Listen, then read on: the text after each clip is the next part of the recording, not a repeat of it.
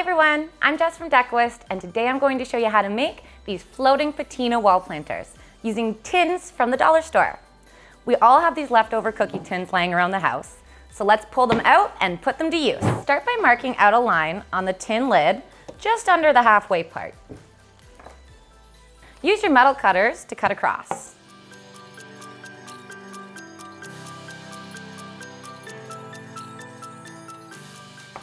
And you can just discard the other half.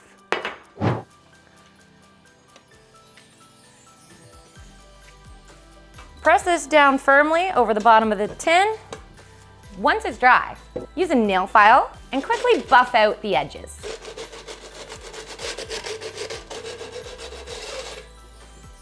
Flip it over and apply some hanging hardware to the back. I've chosen these command strips from 3M.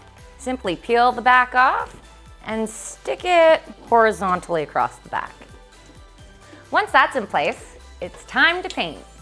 I've chosen these patina colors for my tin planter. In case you don't know what patina is, it's actually a thin layer of rust that forms on metals, caused by oxidation. I'm going to use the sponge brush for this technique. Start with your light teal and dab a generous amount all over the surface.